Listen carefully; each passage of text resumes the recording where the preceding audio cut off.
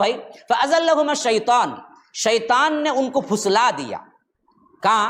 دونوں کو۔ یہ بات بالکل غلط ہے، جو حضرت حوا کو پھسلانے کی بات آئی ہے، یا آ کر تورات وغیرہ میں یہ اس طرح کی تحریف ہوئی ہے کہ اس کو کرنے والی سب سے اہم صرف حوا تھی، حضرت آدم ان کی وجہ سے مان گئے۔ نہ، اللہ تبارک و تعالی دونوں کو ملا کے کہتا ہے کہ فَأَزَلَّهُمَا، دونوں کو شیطان نے پھسلا دیا۔ کہاں سے؟ وہ جو اللہ نے حکم دیا تھا۔ پھر کیا ہوا؟ فَأَزَلَّهُمَا الشَّيْطَانُ عَنْهَا فَأَخْرَجَهُمَا مِمَّا كَانَا فِيهِ، اس سے انہوں نے جو اللہ نے روکا تھا، ان کے روکنے کے باوجود اس کام کو کرنے کے لیے شیطان نے بہکایا اور پھسل گئے، اور وہاں سے ان کو نکلوا دیا جہاں پر وہ تھے۔ وہاں پر بھی کیا ہے؟ صیغہ پھر کانا آیا ہے، وہ دونوں کو پھر بھی کیا ہے؟ پھسلایا، دونوں ہی وہاں سے نکلے۔ تو دو صیغہ پورا تثنیہ کا رہا ہے، تو معلوم ہو گیا کہ بھائی یہ ذرا گرم پانی لاؤ صدیق، تو معلوم ہو گیا کہ یہاں پر گناہ دونوں کا سیم ہے، دونوں مل کے کر رہے ہیں۔ ہاں، شیطان دونوں کو بہکایا تھا۔ پھر اس کے بعد فرمایا کہ وَقُلْنَا اهْبِطُوا بَعْضُكُمْ لِبَعْضٍ عَدُوٌّ، دیکھو اب اتر جاؤ نیچے اس گناہ کے بعد، کہ اب کیا کرنا ہے تم سب کے سب نیچے اتر جاؤ، اس واسطے کہ تم دونوں ایک دوسرے کے دشمن ہو۔ اب مطلب یہ نہیں ہے کہ حضرت آدم حوا دشمن ہے، اللہ نے شیطان کو بھی ملا کے اتارا تھا، تو اس واسطے جمع کا صیغہ ہے۔ تو اللہ نے کہا اب قیامت تک انسانوں اور شیطان کی دشمنی چلتی رہے گی، اب وہی چل رہی ہے، اس کے چیلے، لیکن ہے ہمیشہ ہم کو تکلیف دینے کے لیے۔ تو اسی لیے اللہ نے اتارتے وقت ہی فرما دیا کہ اتر جاؤ اب، لیکن اب تم ایک دوسرے کے دشمن رہو گے قیامت تک، اب تم دونوں دشمن، کبھی دوست نہیں بن سکتے۔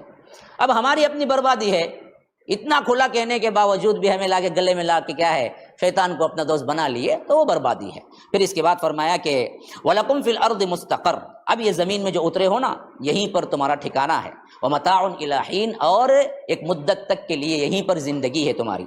پھر اللہ تبارک و تعالیٰ فرماتا ہے کہ یہ جو کام ہوا نا، اس کی توبہ کیسے ہوئی؟ فَتَلَقَّىٰ آدَمُ مِن رَّبِّهِ كَلِمَاتٍ فَتَابَ عَلَيْهِ، آدم نے خود اپنے رب سے دعا کی اور چند کلمات سیکھ لیے، اور ان کلمات کے ذریعے اللہ بھی انہیں کیا ہے؟ معاف کر دیا۔ فتاب علیہ، اللہ تبارک و تعالی بھی کیا ہے؟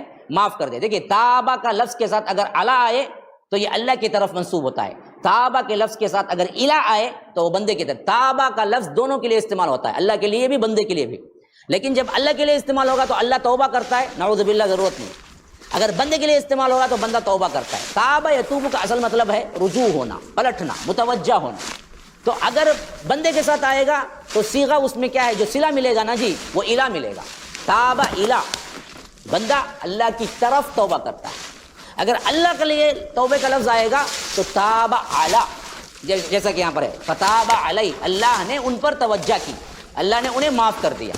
تابہ علی، اچھی طرح یاد رکھیے، یہ قرآن کا صیغہ ہے، یہ بہت جگہ آئے گا، تو اس واسطے یاد رکھ لینا ہے، جب بھی اللہ کے لیے تابہ کا لفظ آئے گا وہاں علی آئے گا، انسان کے لیے آئے گا تو الہ آئے گا۔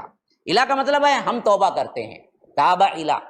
تابہ علی کا مطلب ہے اللہ ہم پر مہربان ہوا، متوجہ ہوا، پلٹا، معاف کر دیا۔ تو اللہ تبارک و تعالیٰ کہتا ہے فتاب علیہ، اللہ متوجہ ہوا، انہیں معاف کر دیا۔ انہ هو التواب الرحیم، کہ اللہ تبارک و تعالیٰ بڑا معاف کرنے والا، رحم کرنے والا ہے۔